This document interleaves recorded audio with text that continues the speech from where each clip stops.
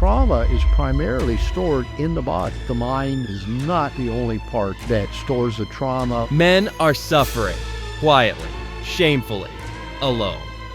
But what if telling the one secret you've buried for decades could set you free? How do I raise my son to be who he is?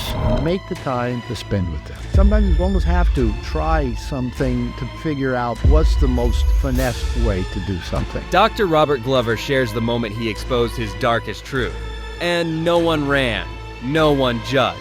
They just said, "Thanks for sharing." "You're not broken.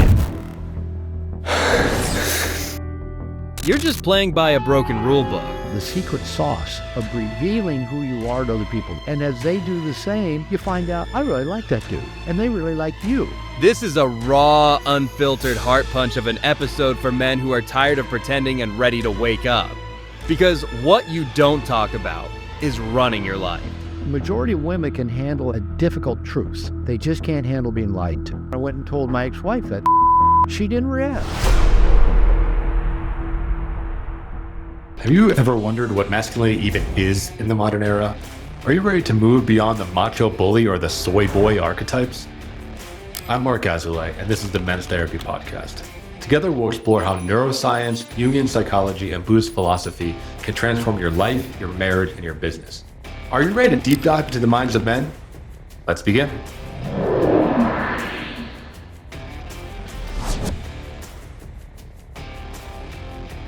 Hello, welcome back to the Men's Therapy Podcast. I'm your host, Marc Azoulay, and we're here back with the legendary Dr. Robert Glover. He's the author of No More Mr. Nice Guy and the founder of Integration Nation.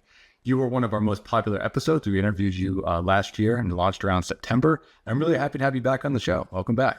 Mark, good to be back.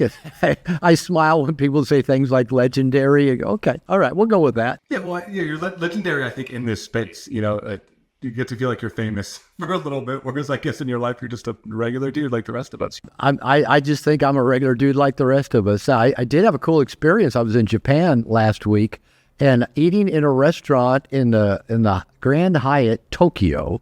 And a guy walks up to me and says, "Are you Dr. Glover?" And I go, "Yeah, how do you know me?" He said, "Well, he's read my book and he's worked with Shanti Smith, a good friend of mine."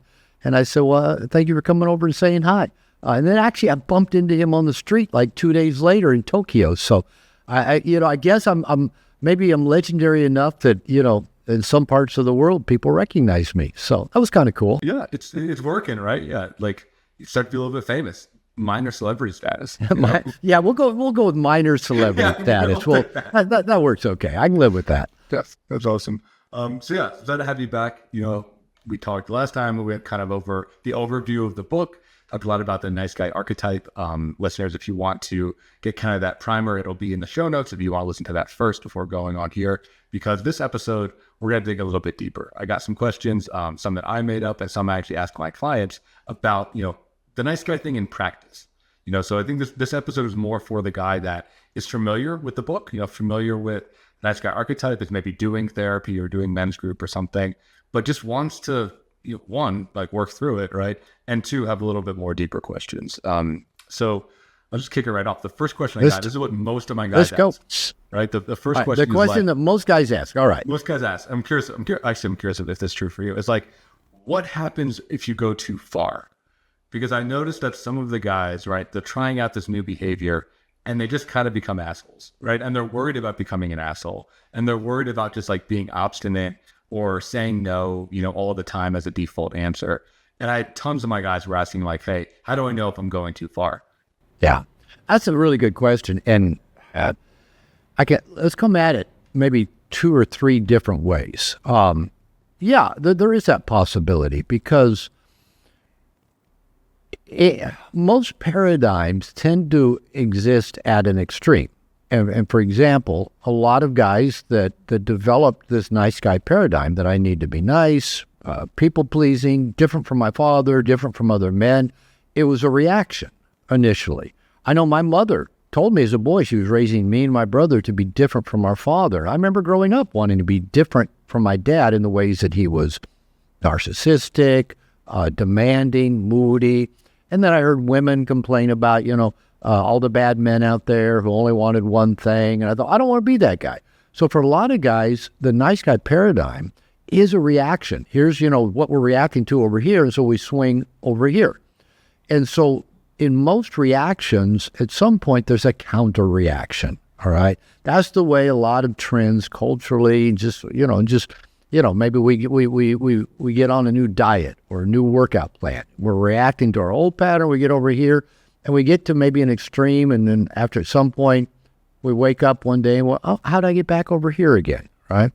So it's easy to think about, okay, since nice guy syndrome for many men is a reaction to something they don't want to be over here, so they reacted to that. And I even talked to No More Mr. Nice Guy, 2 examples of it. One where I talk about when guys learn about boundaries. Sometimes they become kamikaze boundary setters. I mean, they get out a chainsaw. Think of Elon Musk with his chainsaw, right?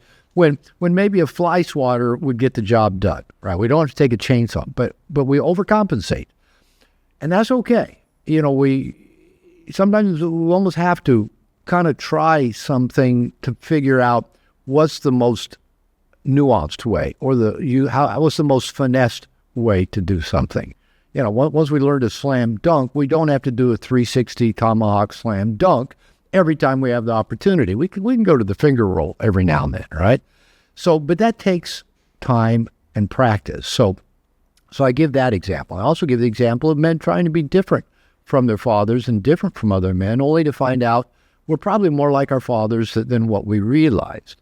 And I talk in the book about, quoting, I guess it's attributed to Einstein, but maybe Einstein didn't really say it, of saying the opposite of crazy is still crazy. In fact, one time I was writing a blog and I thought, I want to quote who said that, the opposite of crazy is still crazy. I heard it in 12-step groups. So I Googled who said the opposite of crazy is still crazy. And guess what Google said? Dr. Robert Glover says that the opposite of crazy is still crazy. So I guess I've said it enough times that somehow, Google tend to think that was attributed to me. So, and so guys wonder, what does that mean? What does it mean the opposite of crazy is crazy? Well, if dad is the standard that, let's say is crazy or dysfunctional, or you don't want to be like, just being the opposite of that doesn't put you in a sound, healthy place. It's not still you being you, it's being the opposite of dad. So that's still not a healthy place to be. So yes, there always is this tendency that if we get introduced to a new paradigm, that we may just swing to the other side. And I know probably any number of people pick up No More Mr. Nice Guy and think I'm teaching guys to be assholes. I'm teaching them to be not nice. Even nice guys themselves think that is the case.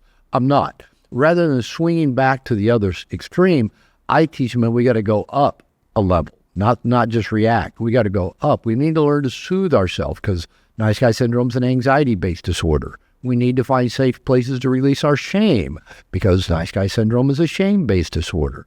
We need to learn to differentiate, i.e. ask, what do I want? What's important to me? Versus fuse and go along to get along with what other people want. We learn to set boundaries, say no when it's appropriate, rather than just say yes to things we want to say no to and say no to things we want to say yes to. So it's a learning process. Now, here's a very key point of that. I say early in No More Mr. Nice Guy, and I repeat this frequently, don't try to do this work alone. That's a typical male pattern and a typical nice guy pattern. Oh, I'll just read a book. I'll watch a few interviews on YouTube. I'll listen to the audio, and I'll do it on myself. I don't need anybody's help to do this. Wrong.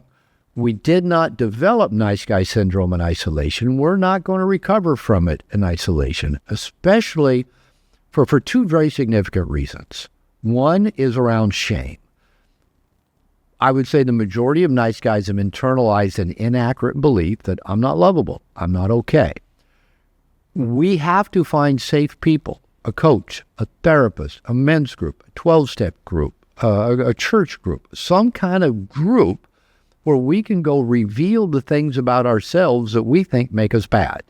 Reveal the very things we don't want to tell people about. And we need a safe place to do that. So number one, we can find out people don't think we're bad just because of X, Y, or Z. And often they give us a more accurate view of who we really are. So it helps us clear up the shame. We can't do that by ourselves.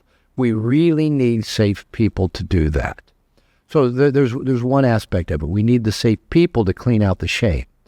The other aspect is we need mentors. We need other men who are on the same road, same journey we're on, and maybe some of them further along than us. So they've already made those same mistakes. You mentioned, familiarity with 12 steps. I recall, being in 12-step programs, and even pretty early on, you get pretty good at knowing when somebody's in denial and somebody's just, fooling themselves and kind of, projecting something. And, you don't really give the crosstalk and tell somebody, hey, you got your head up your ass. But you hear it real quick because you've done the same thing. You've had the same rationalizations, the same distortions. So it's really helpful to be around men on a similar journey. And so when we do get maybe at the extreme, somebody can say, hey, I understand where you're coming from. I did the same thing too, but this might be a little bit more nuanced way of dealing with it. This might be a little bit more effective way of asking for what you want. This might be a little bit more conscious way to set a boundary.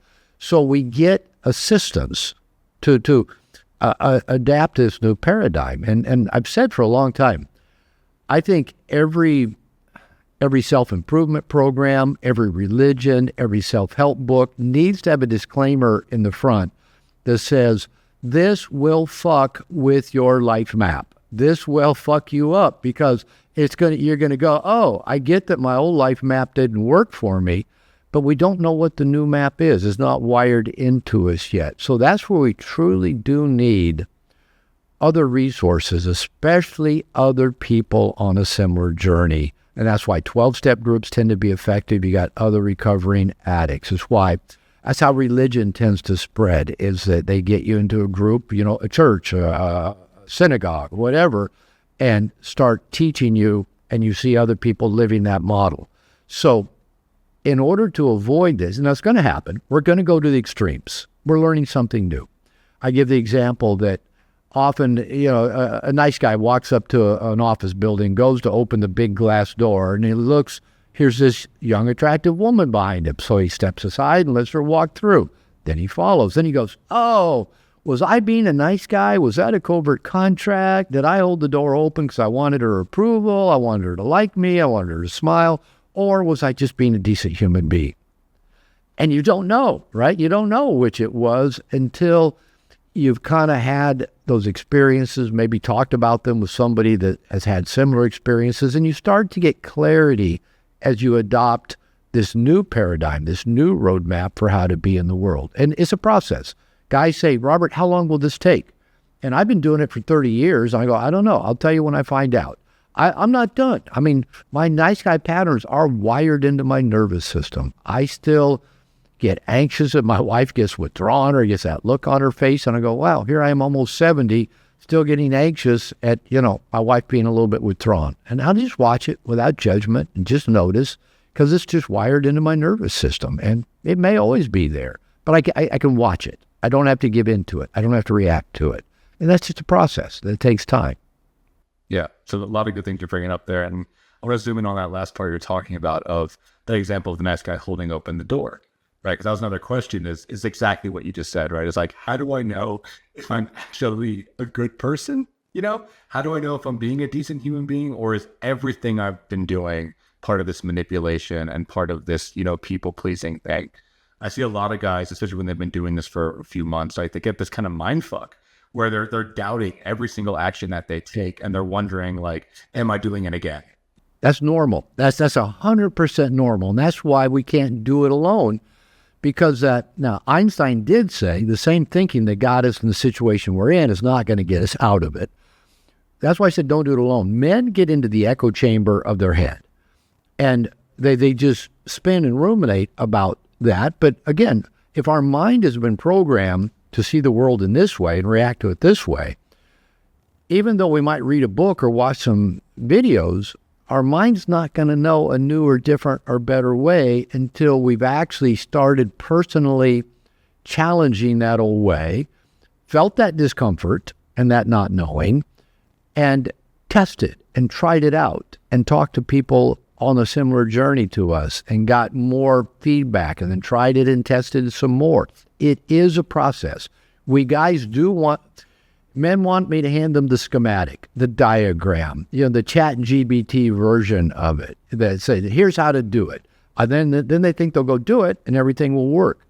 But when we're rewiring nervous system issues, things that we internalize before we even had conscious thought, that may take an entire lifetime.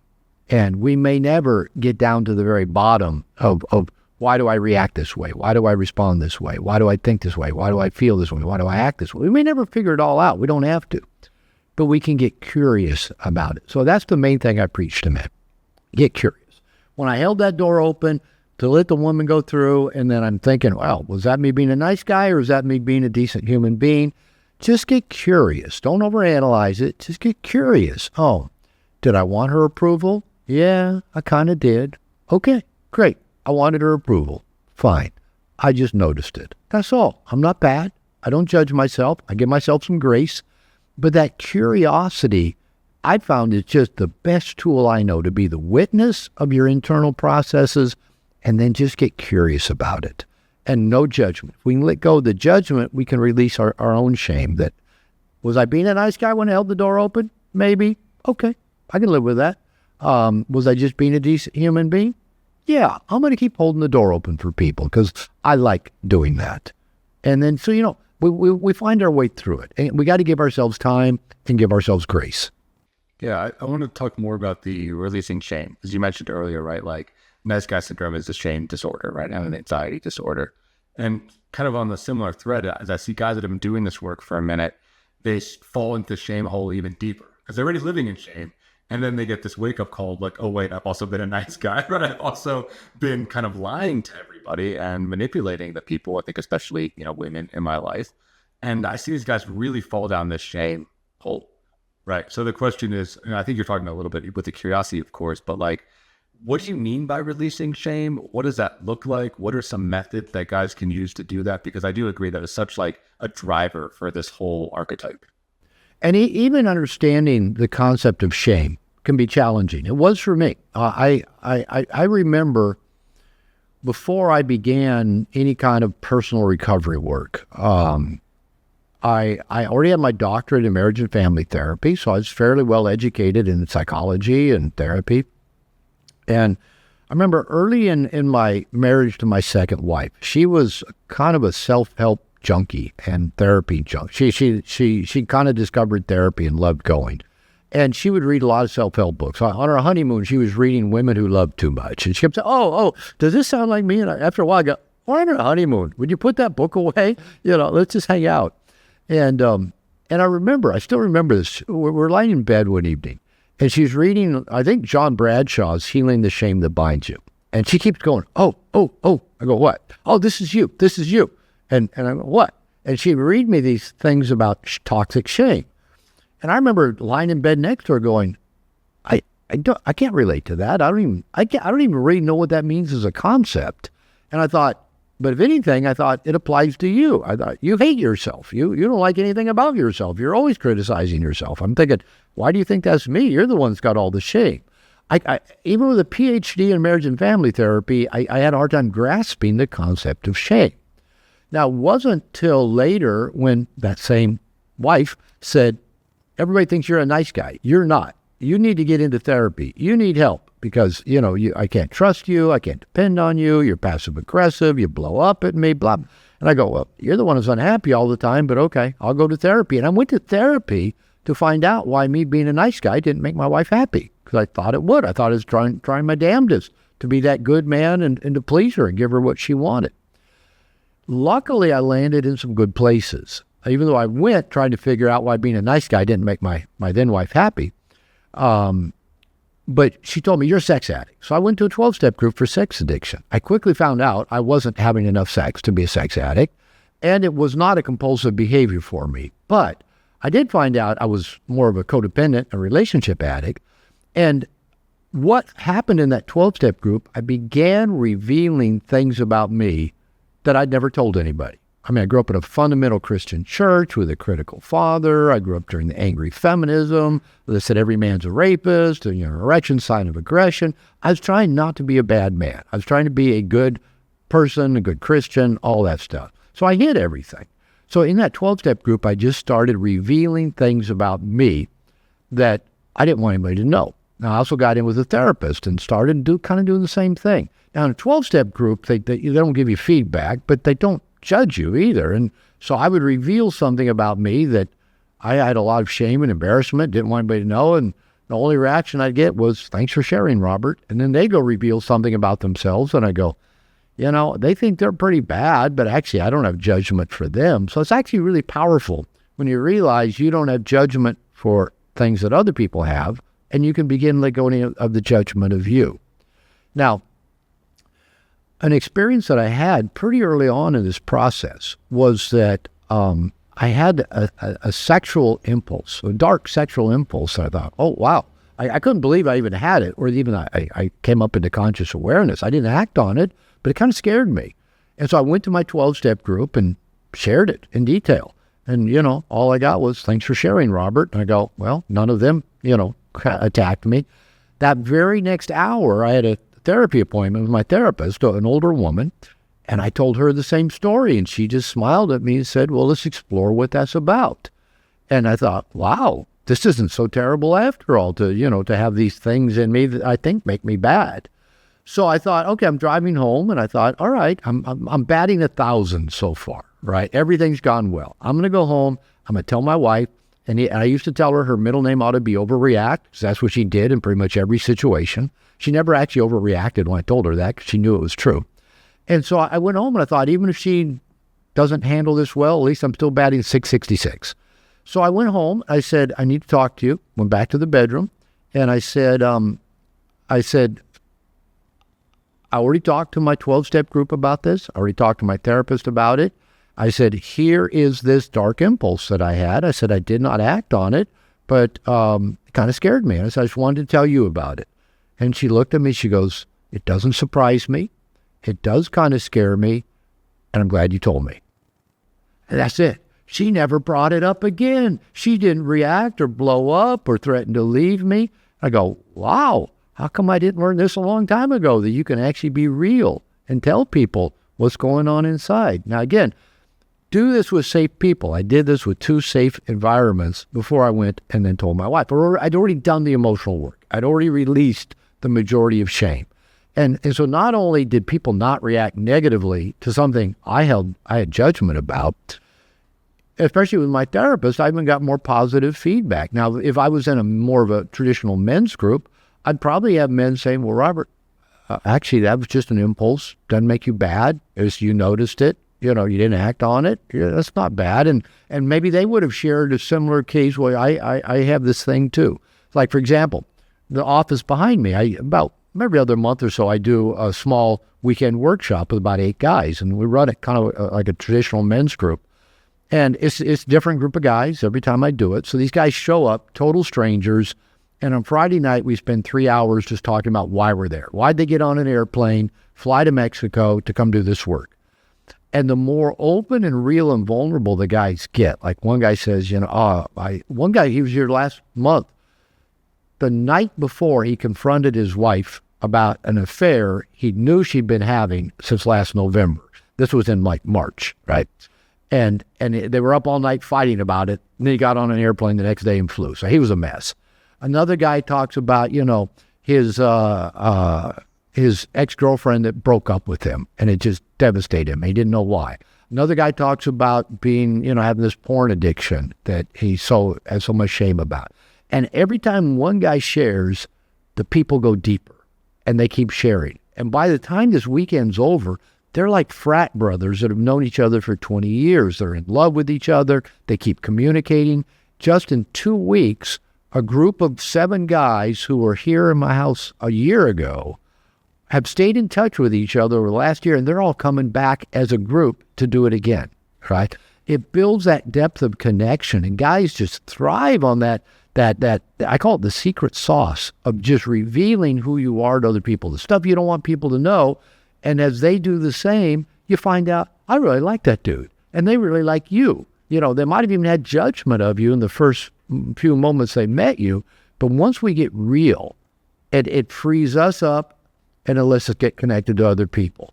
So again, finding that safe place to share the things we feel embarrassed to share about, that we don't want people to know. And often, hopefully the majority of the time, it leads to a healing process that not only we let out those secrets, that judgment, that shame, but we get more accurate feedback as to we're not bad, we're not fucked up, we're not immoral, we're not evil, we're just human, we're just normal people, we're not terminally unique. And oh, look, other people struggle with the exact same thing I do, and I don't judge them for struggling with what I judge myself for. So it's a powerful process. If you're enjoying the podcast so far, please hit the subscribe button and leave us a review. Your feedback helps us to reach more men and inspire them to become the best versions of themselves. Thank you for your support. And now back to the show. Yeah, I'm hearing like a lot of reality testing, a lot of calibration. I use that word with my guys a lot where like, I think especially nice guys are very miscalibrated on what's nice and what's mean and what's good and what's bad, right? Because like you're saying, they live in that echo chamber where they're just constantly judging themselves and they're not able to really know what's real anymore. I think so many guys are isolated these days. We are. I had one guy, I'd worked with him as a private coaching client I was back when I was still in Seattle. And we'd worked online with each other virtually because he lived in a different city. But he came to a workshop with me. And again, it was in my office up in Seattle at that time. So again, about 6, 7, 8 guys total. And this guy had a girlfriend who just treated him like shit. And he just kind of accepted it and believed, he deserved it. And he was a good-looking African-American dude, tall guy. And so, he's like 6'4", and he said, I always had shame for being a big black guy because I always thought people would be afraid of me. So I've always kind of hunched and toned back, but, any anger or aggression, and because I didn't want to scare people. And so, people kind of reflected back, oh, you're a good looking guy, be you, be big, be all that you are, whatever people's other issues are. But he was talking about how he believed he was such a terrible person. And somebody said in this group, can you give us an example of why you think you're a terrible person, why you have shame in it? And he broke into tears, right? This big African-American dude crying. And he goes, when I was in junior high, I stole a car stereo from my neighbor's car. And ever since then, I've felt like I'm just the worst person alive. And the guys are just looking at him kind of like, that's it? I mean, that's why you think you're so terrible? And you go, yeah, I just know I'm a terrible human. And they're all going, fuck, that's nothing, man. I did this when I was a teenager, and I did that, and I did that, and I did this. I mean, you're not a bad guy. You were just a normal dumb teenager that, just didn't think something through because your brain wasn't wired up yet. And then he's going, you mean you guys don't think I'm bad for that? No, we just think that's pretty normal, dumb teenager stuff to do. You're not a bad person. And from that moment, and I get this may sound almost miraculous, but he'd been doing his work. But in that moment, something shifted in him. He let go of this need to see himself as a bad person just by telling that story and finding out he wasn't alone, he wasn't bad, he wasn't fucked up. He immediately went home and broke up with his critical, toxic girlfriend. 6 months later, told me he was dating, had a new girlfriend. She was a therapist who thought he was amazing, who treated him like gold. And he kind of kept in touch with me over time of just how his life just transformed almost like, again, 180 degrees because he let go of that story that said, I'm a terrible person. And if anybody knew this about me, they would agree. So therefore, I have to let people treat me like I'm a bad person because I believe that I am. Once he quit believing he was a bad person, he quit letting women in his life treat him bad. He started living up to his full potential. He started standing up straight. He started being all the person that he was. It just transformed his life. Yeah, that's an incredible story. And it makes me think of this idea of, authenticity, which I know you write about in the book and is way overused in our industry, but it's that question I hear from guys of like, what is authentic? How do I know when I'm being myself? Or where I think, again, where these guys get tripped up is that the anti-nice guy or the, evolved man or whatever you want to say, like, is another mask, right? They're putting on another mask. They're learning like another way of the authentic people. mask, the integrated man mask, right? Right. Yeah, and they can't quite trust it. Yeah, so I guess my question for you is, say, like, how do you know when you're being authentic? Well, and again, maybe you can't trust it at first. Again, we guys want this easy checklist of things, and even all the questions you're asking represent that. I've heard them, hundreds, thousands of times. We want to know we're doing it right. There is no right way to do this stuff. It's all a learning experience of finding out what works for me, right? And so, again, we probably will go to the extreme. Where we used to be, we avoided, saying what was real because we didn't want conflict. We didn't want to hurt anybody. I hear nice guys say a lot, I don't want to hurt anybody. I usually say, no, you're covering your own ass. You don't want anybody upset at you. You don't want anybody mad at you. We hurt people all the time when we don't tell them the truth, when we lie to them, when we cheat on them, when we go look at porn, when we tell them we won't look at porn, when we're flirting with women on, social media. We hurt people all the time. But, because of all the shit we hide and repress, that's what hurts people. I have found, and I say this frequently, and mainly because, I work with men almost primarily these days, and I've been a relationship therapist for years, probably over 40 years. And I've told men, I found with women is that most women, and this is true for people in general, but say guys that are heterosexual relating to women who we hide stuff because we don't want them upset or don't want them to think they're bad, we want their approval. I said, majority of women can handle a difficult truth. They just can't handle being lied to. And so I've told, like when I went and told my ex-wife that thing about that dark impulse, it was a difficult truth. She didn't react because I told her the truth. And here's what I found, that women will go, yeah, I may not like the truth that he tells me, but I'd rather hear the truth because I trust him more. Women know if we tell them, and this is true for people in general, but I'm talking mainly about men in relationship, because that's where we tend to lie the most and seek the most approval, is around the people who we want to approve of us, which is usually women.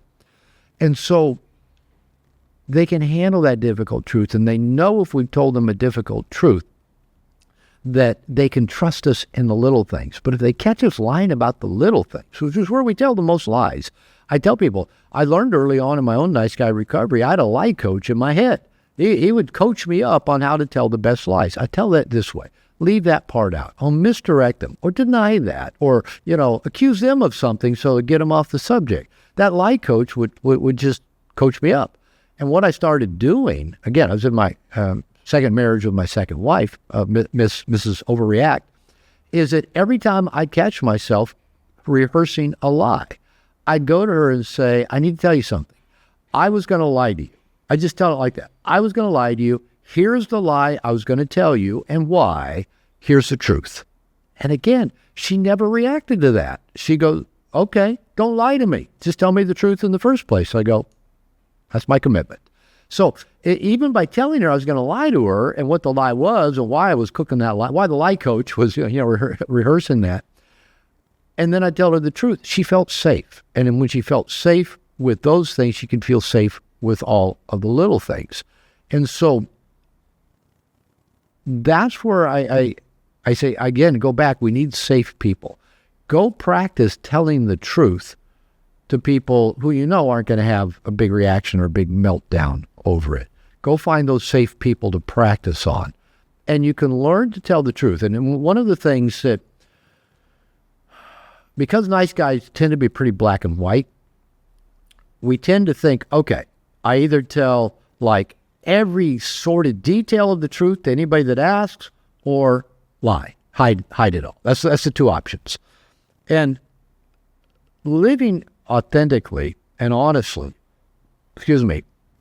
does have some nuance to it. Again, we might think, if a stranger walks up to you on the street and says, how often do you jerk off to porn? Well, you don't know that person, that information. But if you're a typical nice guy, you're either going to lie, I never jerk off, or, I actually 3-4 times a day, and I like to look at this kind of porn. I'm really into, shaved Asians and big boobed Amazons, and, I know they're different, but we go into detail, of it. They don't deserve that information, okay? And so this is challenging for nice guys because we're so black and white. We think, well, I either withhold the truth or tell every gory detail. And this is also a learning process of just how much information do you need to give to any individual person. Now, my rule of thumb is the more intimate my relationship is with somebody, the more transparency I require of myself with them. So my wife, I do not lie to. My wife knows. I tell her, if you were a little bird flying around with me, I was away from home for a month. I was in Florida, went to a David Data workshop, went to Seattle, dropped in on my mom, went to Japan. I was there for an entrepreneur workshop I was a speaker at for 10 days, came back to Seattle. By the time I got home, I was gone a month. And there is not one single thing I did that I'd have shame that my wife was a little bird flying above me watching. Okay, so I live with complete integrity, and I let her know how I live. Now, do I owe that kind of complete transparency to my mother? Do I owe it to my best friend? Do I owe it to a casual acquaintance? Do I owe it to somebody on a podcast? Not necessarily. The deeper I go, the more transparency I need to share. Now, even then, I don't need to give my wife every single detail of everything that happened, of any conversation maybe I had with a woman along the way.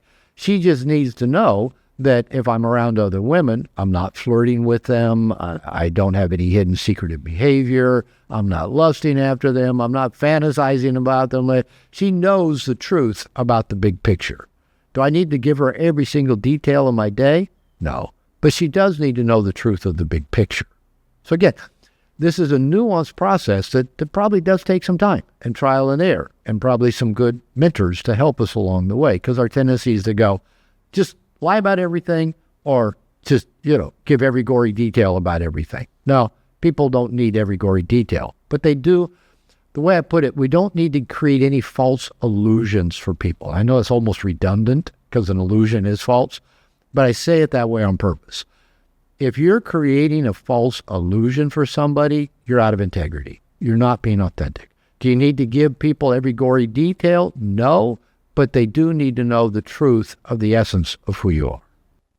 Yeah, I think that's well said, right? Like I said, it's a nuanced process, and it's a real art form, and really figuring out who is in your inner circle and who are on those outer layers. You mentioned finding safe people. And I think this question is for the partners of nice guys, just say wives for, simplicity's sake, right? But how can they become a safe person? Because I think it can be tough for them, right? All of a sudden they're learning that their partner has all these thoughts, all these patterns. Maybe they've been lying for a long time. Maybe there's a big, disclosure around porn addiction, right? Or a affair, or, a long held resentment that's been there for 10 years. And I see a lot of the women, a lot of the partners, for good reason, really seize up, right? I mean, I think they start to stonewall. They start to be really shocked, and they're really scared, but they want to be there for their partner. But I think it's very difficult for them to do that. So I'm curious, how can someone be supportive of a nice guy who's probably a little bit rough, right? Who is probably going to overcorrect, who is going to make some real clumsy mistakes in those early days? Okay. I don't take this as a black and white rule, but take it more as a generalization. Typically, our partner is not going to be in the category of the safe person that we go work at revealing ourselves to. Now, our partner should be a person who knows knows the essence of who we are. But I don't know that we necessarily, even to this day, I don't go take the gory detail of everything to my wife. Now, when we got married, my wife and I have been married 8.5 years now, and she's Mexican, and so I got to learn Spanish in my 50s and 60s because she doesn't speak English. Not a lot anyway. She can swear in English pretty well. And she understands more than she speaks. But so in some ways, that's kind of been good, that I don't have the words, and neither does she, to even go down into the goriest of details. We don't over-process stuff like I have in other relationships. But she knows the gist and the truth of who I am. Now, when we got married, like I said, we've been married 8.5 years now. My first year into marriage, I realized, all right, we're already having some struggles. I'm already having some reactions to her reactions. And so I knew in previous relationships that if I did not have safe men in my life, I would keep all that stuff in. It'd either blow up, or I'd get subtly resentful and maybe go act out. And I didn't want to do that. I didn't want to go there. I didn't want to hurt me in those ways. I didn't want to hurt her.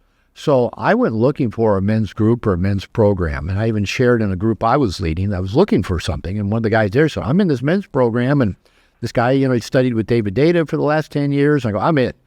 And so I joined the program 7 years ago, and, it was at that time, year-long program, 3 intensive retreats, and on the second retreat we were on in Amsterdam, my first year, a guy that I'd gotten to know, and I said, tell what, you and I, you pick 3 guys, I'll pick 3 guys, and let's put together an accountability group that meets on the opposite weeks virtually of when our program meets. And so we started that 7+ years ago. There's 7 of us, and for 7 years now, we meet every other week on Zoom for 90 minutes and just go deep, because I knew if I did not have a support system that knew every detail about me, when I'm up, when I'm down, what I'm struggling with, what I'm happy about, where I'm on slippery slopes. I needed people that knew that about me. Otherwise, I'd keep shit in, go into that echo chamber, resentments build, behaviors just intensify. And then over like 6 years in that general men's program with my coach, and then like 7 years with this ongoing men's group, when I joined that program, I said I had like 1.5 good guy friends, because one of them was on his way out of being a friend. He burned too many bridges with me. And now I'd say I've got 25 to 50 men who know me well, who would get on an airplane and fly down here if I needed them to. And that is such a powerful support. Now, these 25 to 50 guys, they know me. They know the details of me. They've been around me enough to know where I can be dickish, where I can be passive-aggressive, where I can be resentful, where my ego kicks in. They know that, right? And they love me anyway. In fact, they love me more the more I let them see. Now, those guys know every detail of my life. Do I take every detail I share with them to my wife? No, not necessarily. Do I take the big picture and the important aspects of that to my wife? 100%. There's nothing about me that she doesn't know. Nothing about me that she'd be surprised to find out, because she knows the big picture. The detailed, nuanced stuff, I take to my guys. And then I bring the core stuff back to her so that she knows who I am.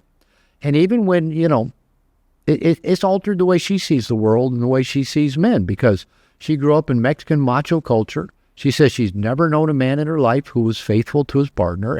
Her father was, philanderer. Every boyfriend she's had has cheated on her. Every brother she's had has been a cheater, and she's watched it firsthand. And so she always assumed I would cheat on her as well. And, it's a legitimate concern on her part. And I've cheated in my past, and she knows about it. She knows in previous relationships I'd been unfaithful. That's how I got into recovery in the first place. But by me living as an authentic man, she knows I have my support system. She's met my coach. She knows many of the men. In fact, I think she knows every guy in my 7-guy group. She's met them, either in our house or traveling somewhere else.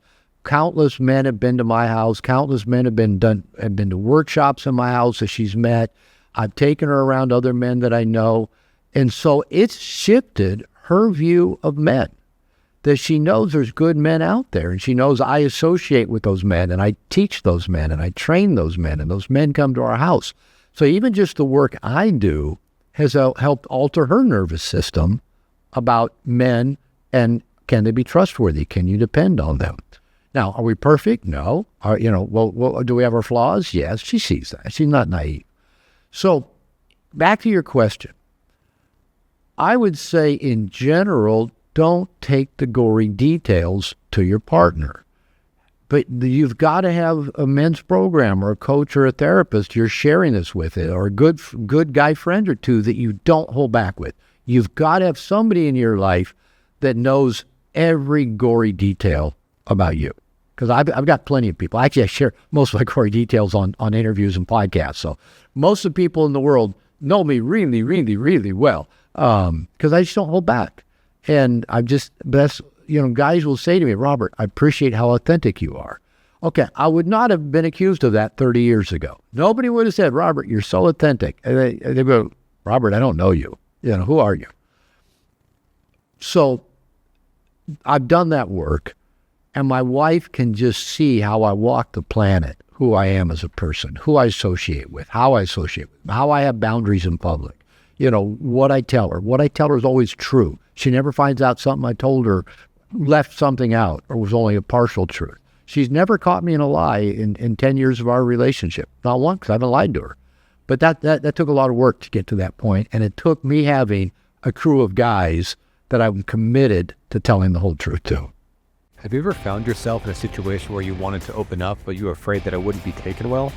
You ask yourself, what's the point? Nothing's going to change anyway. So you do what you always do. You push it down, numb out the pain with a drink, a night out, or pornography. I've been there myself, and I know that men lack the outlets for emotional expression, which is why I founded Men's Therapy Online, a healing hub for men's mental health. If you've been knocked on your ass or just crave meaningful connection, join Men's Therapy Online, a community of men who just get it. We offer individual therapy, men's groups, and powerful retreats, all led by licensed therapists. At Men's Therapy Online, we will help you to get back on your feet and take your life to the next level. Start your journey today at menstherapy.online. Yeah, I think that's awesome. And I know you do that work through Integration Nation. I do it through Men's Therapy Online. So listeners definitely check out, Dr. Glover's program, because I think it's critical. Like you said, I think having that circle of mirrors and accountability and feedback is so important. And men, you might be scared of it or intimidated, and that's normal. But once you even get a taste, you're like, oh my God, where has this been, my whole life? I'm curious, Dr. Glover, what about other ways of working, right? Because I had a question here where a guy asked, is talk therapy enough? And this is somebody who's considering psychedelic work, or intensive psychodrama work, or, breath work or meditation, whatever, right? What are other modalities that you've seen to be effective or that you've experimented with in overcoming some of these nice guy patterns? Yeah, good question. I am a trained talk therapist. I've got a PhD in marriage and family therapy. And yeah, this was, you sit in an office and talk to people and they talk. It's a powerful tool. It's a powerful tool for creating connection and trust, for a safe place to learn to reveal yourself, to explore yourself. It's a powerful tool. I mean, it's probably existed for, thousands of years, eons before, we actually called people therapists. We might have called them the shaman, the medicine man, or the wise man, or the jester. I don't know. But there's always been value. Even going back to most religious systems, there's the confessional where you go just reveal yourself. And so it is powerful. And is it sufficient? Maybe not. Maybe not. I think I've said a few times, we may look back on, the days of talk therapy, it's kind of like the days of when, it put leeches on people to bleed them, to, let the humors that were called out. One of the things I think we're really realizing is that, I mean, with social media now, everybody's kind of everybody thinks you're a professional diagnostician. Everybody that breaks up on social media, their ex was a borderline, a narcissist, a sociopath. We're all good with all those terms. And we're all talking about trauma nowadays, and we're all talking about attachment theory. We're all, armchair therapists. And all the while maybe becoming more narcissistic ourselves all the while. We talk about this shit so much. So what happens when we experience trauma? I said all that to bring us back to trauma because it's kind of a big topic. Now, everybody talks about their trauma. And I think just being human is traumatic. There's for years we've been saying being born, the act of birth is traumatic. And anytime we're infant and we're hungry and we're not fed, it's trauma. When we're cold and we're not wrapped up, it's trauma. When we feel abandoned, it's trauma. When our parents scream at us, it's trauma. When they spank us, it's trauma. For me, growing up in a fundamental Christian church was traumatic. When I was taught to pray, now I lay me down to sleep. I pray the Lord my soul to keep. If I die before I wake, I pray the Lord my soul to take. So, I mean, even learning to pray that I might die when I go to sleep. If you're a little kid thinking about death, that's pretty traumatic. And when you're thinking about, what if I didn't say the prayer right and I actually wake up in hell instead of waking up in heaven? I mean, that's traumatic for, a 4, 5, 6-year-old. And so traumas come in so many ways. Now, what we're realizing is that trauma is primarily stored in the body, in the nervous system. That is kind of the seat of our where this stuff gets stored and how it gets expressed. We're finding out that just the mind, the thinking part of us, is not the only part that stores the trauma or helps us process the trauma. So many somatic therapies have been evolving over the last several years that help us get in touch with our bodies. It might be MDR, it might be tapping, it might be rapid eye movement. Now we're moving into, microdosing around MDMA, psilocybin, perhaps LSD. I've done a total of 8 journeys with ayahuasca. I did a journey just a few months ago with peyote. About a month from now, I'm going to be in Austin, Texas, and I was talking to some people I met on this recent trip I was on about doing some assisted therapy. Not sure exactly what we're going to do, but maybe MDMA or psilocybin. And these are still, well, I'd say they're evolving, but for some of them, they're probably centuries old. A lot of them go back to old Eastern medicine, native medicine of various countries, indigenous approaches. So in a way, kind of the Western mind, they're new to the Western mind. Some of them are really old, but what the Western mind is actually starting to do is actually study the effectiveness of these things. And they're finding out that, like in dealing with PTSD, that, or people know that, with the terminal disease, that, the near death, of doing, microdosing with MDMA or psilocybin combined with talk therapy, is very efficacious. It works well, probably better than just talk therapy. So we're still kind of, especially in Western culture, especially like North America, U.S., still kind of just coming up to speed on a lot of this. But luckily, there's actually university studies going on, testing various things like around psychedelics, where it's actually being treated legitimately. Like these are actually legitimate tools to help people get to know themselves better, uncover their trauma, find ways to release the effects of the trauma.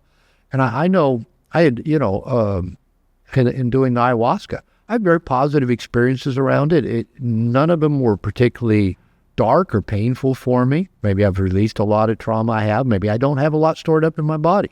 Whereas my wife, who's been through probably every trauma a person could imagine, they're really intense for her, and she kind of enjoys that. She said something last night, I kind of like the pain, and I go, you're sick. We were out having dinner on the beach. You're sick. Just laughing. She likes the pain. And so they can be really powerful. Now, what I would say, a really good book I'd recommend if somebody's considering. I mean, don't just go find somebody, on the internet or somebody that, this person, go do your journey with them. Do your own research. And a really good book is called How to Change Your Mind by Michael Pollan. He's a journalist who's written a number of books. One, The Omnivore's Dilemma, that probably put him on the map, made him pretty famous. And he's like my age, grew up during the war on drugs like I did, and had never done anything. And he went out and did research on all, mostly psychedelics, and then their history of them, how they've been treated culturally, and then how they're being treated now. And he does many of them and talks about it. And he really stresses in that book the set and setting of how you do this. And that seems to be so key, that you need to have a guide who creates an appropriate set. What are we trying to do here? What's your intention? And the setting of it. Are you safe? Is it guided? Is it helpful? Now, I know some people that have done enough of this that they can do it themselves. And I don't know that I'm at that place that I want to go out and do psilocybin or MDMA or ayahuasca by myself. In fact, my son gave me 2 tabs of acid about 4 years ago, and they're still in a lockbox over here. I'm not real adventurous in that way. But in terms of having somebody who knows what they're doing to guide me, I'll trust that process. And it is like therapy, and often you don't know what doors it's going to open. You don't know where it's going to take you. But that's why it's powerful. It does open doors and takes you places that we've pushed down. We've locked it away. It's down in the darkness, down in the shadows. So it opens up those doors and lets that stuff come up into conscious awareness where we can work with it more effectively. So again, I'm not an expert on these modalities, but I am a believer in them and think there's great value when done with somebody who knows what they're doing. Yeah, I agree with that. And I think it's really powerful. I also did an ayahuasca journey about a month ago. And I think it can like strip through the bullshit, which I think, you talked about that lie coach, or I think a lot of guys have like, the shame goblin or whatever, right? It can like make those things really clear, sometimes painfully, but often ultimately healing, to see those different voices and see the different like layers of consciousness that are between us and, whatever you believe at the bottom, which I believe is like love and openness and compassion and all that kind of stuff. I've seen psychedelics really helpful for that. So it can be helpful for guys, nice guys that have built so many different masks, masks on masks on masks, and so many different levels of deception to like start to peel back those layers. And like you said, I think a lot of people will have a traumatic release, whether it's, shakes or crying or screaming or, or vomiting or the shits or having the shits if you're doing ayahuasca, right? Like, like a real release. That is believable, which I think for a lot of nice guys, it's important for us because we live in a world of lies. I think things that are so real in that way can crack through some of those like layers of carapace and armoring.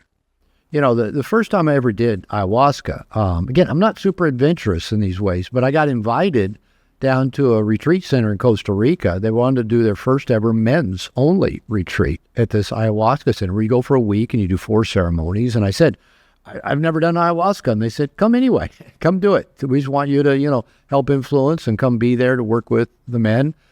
And so that was our first ever men's retreat. That was about 3 years ago. And had about like 45 guys there. And I quickly found that most of them there weren't there because they had already done a lot of men's work and they wanted to go do a men's retreat with ayahuasca. A lot of them were just there because that was a weekend at work for them, or they didn't have a partner and they just went by themselves. Guys who had been there with partners or with women at co-ed retreats, which most of them are at this place, they said, oh man, this was so much better with just guys. You're not distracted by that woman in her Lululemon bending over, over there. You're doing your work.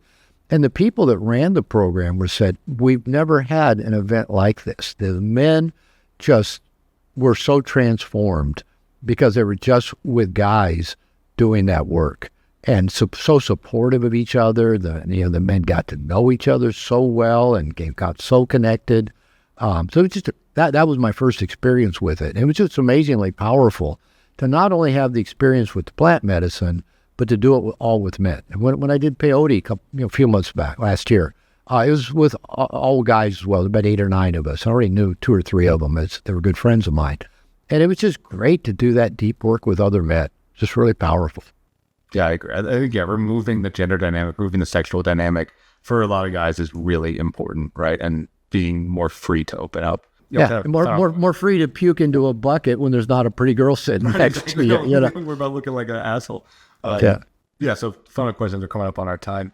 It's just for kind of the fathers out there, right? Guys ask, I'm a nice guy. They look up the chain. They're like, okay, my dad was a nice guy. My grandpa was a nice guy. Like, how do I raise my kid, my son particularly, to not be a nice guy? Because many of them are afraid of, perpetuating that pattern. I hear that question a lot as well. And unfortunately, it could easily fall into that trying to do the opposite of crazy, and we still just end up crazy. Because I think thinking, well, how do I raise my son to not be something? That's almost kind of an iffy question in the first place. Maybe a better question is, how do I raise my son to be who he is, and to honor who he is, to be a differentiated individual, to honor himself? Rather than saying, how do I not make him an addict, or how do I not make him a nice guy, or how do I not make him this or that? Because we don't have that control. We really, no matter how well-meaning we are, our kids are going to be who they are. And we can either support them to be who they are, give them a few guardrails to help them, be safe, give them freedom to explore, who they are, and to accept them and love them just the way they are. Now, in terms of healthy role modeling, if we see that we have nice guy patterns, and it's kind of interesting. When I started working with nice guys 30 years ago, most of the men I worked with, that would have been, it would have been baby boomers and Generation X, I guess. And a lot of them reported not having much of a connection with their father. Either dad was absent because of divorce, or gone because he worked a lot, or an addict, or abusive, or angry, critical. So most of the men I worked with 30 years ago reported not having a close connection with their father. Nowadays, when I talk to the millennials and Gen Z, a lot of them tell me, oh, my dad was a nice guy. And all he taught me was how not to piss off my mother, because that's what he was trying real hard not to do.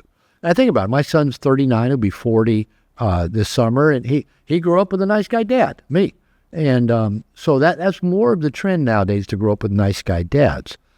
And I think what my boys, my son and stepson, needed the most, because they kind of would let me know that, they would need me to live my life on purpose. They would keep saying, Dad, when are you going to finish your book? When are you going to finish your book? You know, there's a lot of people, so they were teenagers by the time. I thought, I need to finish this book by the time they graduate high school. So I thought, I want to be a good role model of how to complete something that have value. I remember one time, I walked in the house, and again, my second wife, who I was married to, and I wrote No More Mr. Nice Guy. Something about I took my shoes off somewhere, and she came down the stairs and just started bitching at me. And my stepson was standing there. He's probably about 15. And he goes, Pops, are you going to let her talk to you like that? And I just looked, so I thought, I need to set a better role model. And I said, what do you really want, to her? She goes, put your shoes by the door. And I said, done. That's all the words I needed to hear. And and then my pop saw me, stand up and have a clearer boundary with his mother. That I didn't let her go off on me just because I didn't put my shoes where she wanted me to put the shoes, right? And so they needed me to be a good role model. Now, the other thing that they needed to see is they needed to see me connected with men. Because early in that second marriage, because my then wife didn't want me going out and hanging out with guys, I didn't much. But as I started my own recovery, got into a men's group, and I was in that men's group for probably a year and a half, or 2 years before, it was on a Saturday morning, before I ever went out and had breakfast with the guys after the group. The whole time they went out and had breakfast. I thought, oh no, I got to get home to my wife. She might be upset if I stay out and go to breakfast with these guys after group. So I started going to breakfast, started taking trips with these guys, started going to the gym, started connecting with men there, started creating male friendships, created a softball team, started really getting connected with men, going camping with men. And every chance I got, I took my boys. I took them, if I was going with guys to a baseball game. If I could, I took the boys. If we're going camping, if I could, I took the boys. So I started including my sons in the activities I did with other men. And that was really powerful. I think the one other thing I would say is take a real interest in your son's activities, what they enjoy. I call that learning to speak your son's language. If he's into video games, learn to play video games with him. If he's into music, learn about music with him. If he's into skateboarding, take him to the skateboard park. Learn to honor the things that he's into. And if you don't know anything about that, find out about it. Make that important to you. And mainly make the time. Make the time to spend with them. And I know with my son and stepson, my favorite times was like driving them places, driving them to school, driving them to a friend's house, because I got to overhear their conversations. I let them be in charge of the radio, so they got to pick the music. So I got to hear what kind of music they listened to. They listened to some pretty good stuff back then. And so I just took the time, especially in kind of non-structured, casual ways, to be around them and know them and see what was important to them, what was going on in their life. So that's just some of the tools I would recommend that the guys use. Don't try to not turn your son into a nice guy. Try more to raise a mature, happy, fully functioning adult, whatever that looks like. And that will not be a nice guy, right? Like that will be a person who, even if they have some nice guy patterns. I mean, you almost can't grow up in our culture without your basic simp training that you get in the educational system and social media. So I don't think you can grow up without hearing even the whole toxic masculinity thing. When boys just hear, well, I better not be whatever is masculine. So they're still going to get trained to be nice guys and by our culture. So we may just have to work a little bit harder to just support them, them being, kind of give you an example.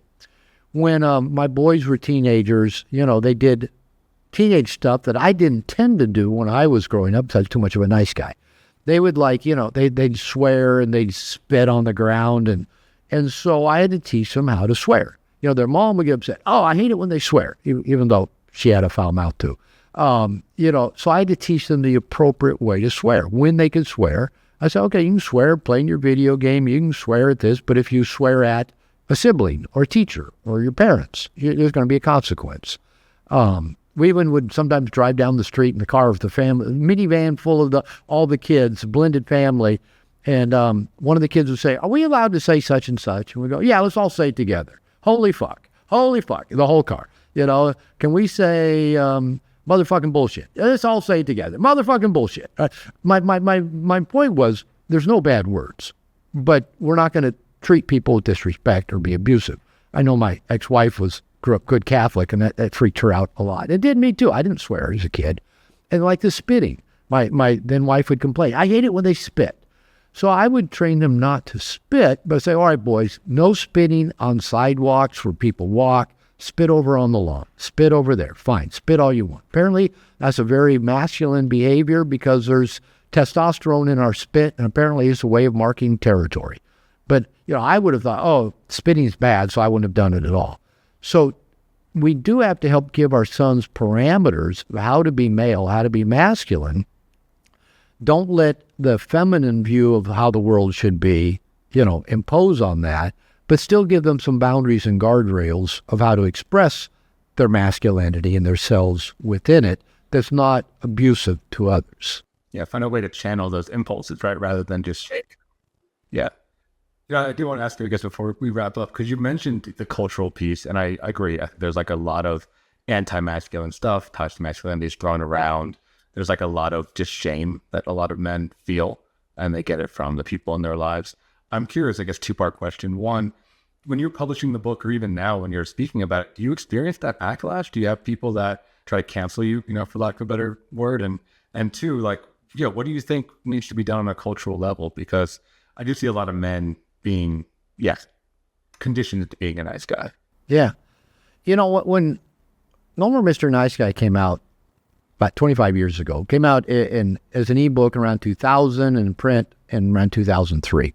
And it was published by Barnes & Noble, who had just gotten into the publishing industry at that time.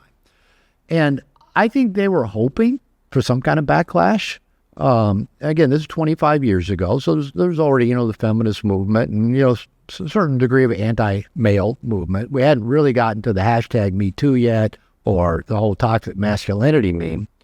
And social media it was new. A few people were on Facebook.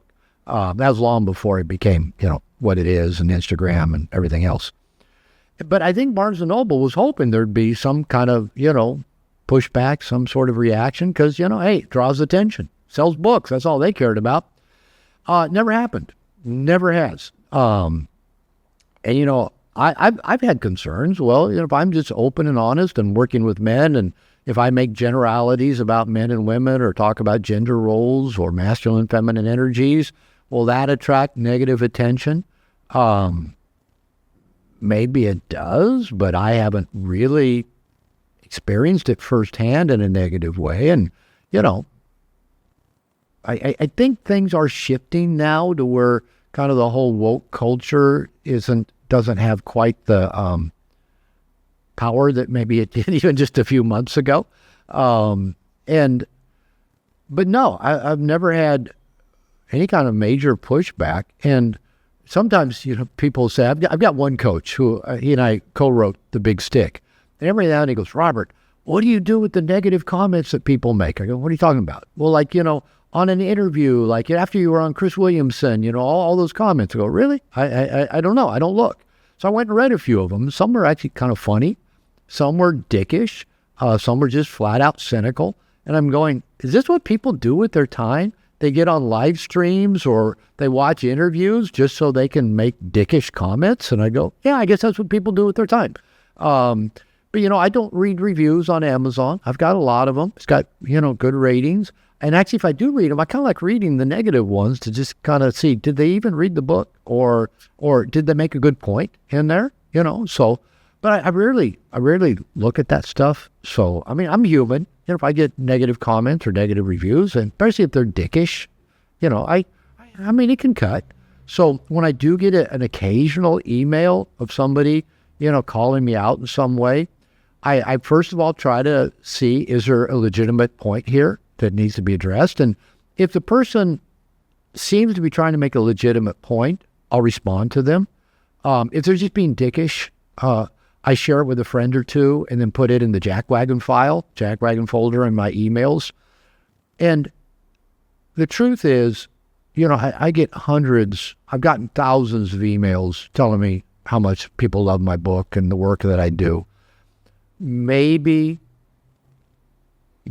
I'll get 2 or 3 emails a year of people calling me out. And it's typically men more than women even.